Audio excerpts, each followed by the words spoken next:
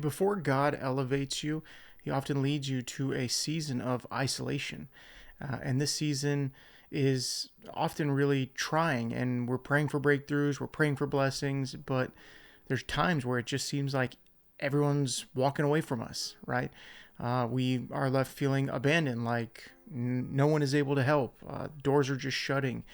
No one understands what I'm going through. It's like this completely isolated wilderness season for us. And this is certainly not fun, but this isolation season is not punishment for you. In fact, it's preparation. We see this throughout the Bible. In so many of our Bible heroes that we read about, when we are separated from the familiar, God is at work, stripping away distractions so that we can hear his voice clearly. Right? We see Moses. He grew up in Pharaoh's palace, surrounded by wealth and power and comfort and provision. He had everything he needed and far more. Dreams of, being in, Egypt's industry and being a leader, and it was all stripped away. And before God could use him to lead the Israelites, Moses was taken into the desert, into the wilderness for 40 years. Now, 40 years is a long time, and I read all of the comments that come through, and there are a lot of you who are experiencing really long seasons of isolation and wilderness. And Moses's was 40 years long. He had to unlearn all of the ways of Egypt and be completely stripped of relying on worldly provisions and distractions in order to be fully prepared for what his divine calling was. So we look at Joseph, totally betrayed by his brothers, right? His family sold him into slavery. And he didn't even do anything wrong to deserve that. He was just given a dream, and maybe he was a little punk as a little brother, maybe, but nothing to deserve being sold into slavery. He was totally wronged by his family, and a bunch of bad stuff happened to him, which is confusing, because here we have this person who seemingly is walking a pretty straight and narrow life and gets sold into slavery and has to go to prison wrongfully for things that he didn't do. And this is totally confusing. And yet it said God greatly tested Joseph in his isolation. God refined Joseph's character, transforming him into the leader that was ready to fulfill his promises that he had prepared for him. Right, later, when Joseph was talking about this, we read this in Genesis, he responded with, what the enemy meant for harm, God has used for good. And I believe that God is going to do that in your situation today. These bad things that are going on in your life, I believe that God can use what the enemy is meant for harm and use it for good. And not just your good, the good of other people. The people that you're meant to touch and make an impact to.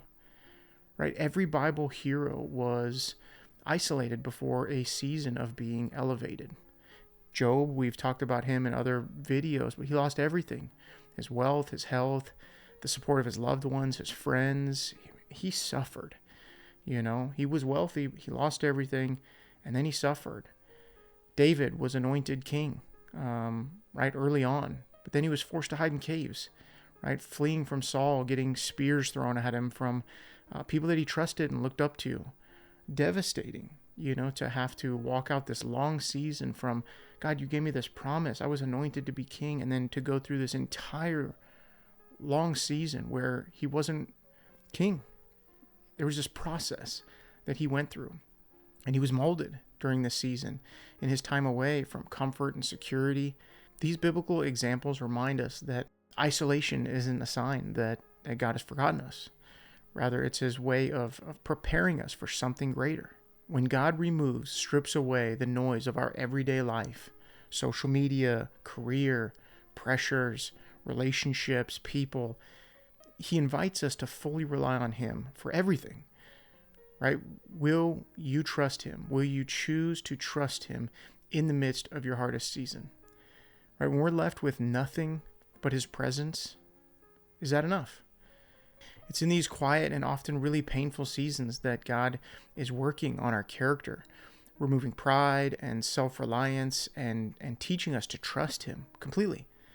So if you find yourself in a season of isolation, don't resist it or view it as a curse. right? Lean into it, embrace it as God's invitation to draw near to him. Use this time to seek his face and to pray without distraction and listen to his voice in the silence, because he's going to speak to you.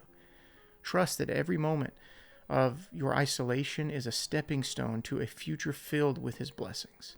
And remember that when this testing is complete, you're going to emerge stronger and wiser and more aligned with his purpose, right? Prepared to walk out the responsibility that he's calling you to. The deeper the preparation, the greater the responsibility, and the greater the blessing. Trust the process, lean on God, and be assured that he's preparing you for an extraordinary future. You know, we're living in some crazy times right now, and figuring all this out on your own can be difficult. And obviously, I hope that these videos are an encouragement to you, to keep going. But if you find yourself needing some extra coaching, some one-on-one time, feel free to reach out. The description, includes my website. You can just click on that and schedule a time, and be happy to sit down and talk with you over Zoom or in other means. But I'm praying for you. Until the next video, let's continue to walk in truth. Let's war against deception, and remember to stay sharp, because Jesus is coming soon.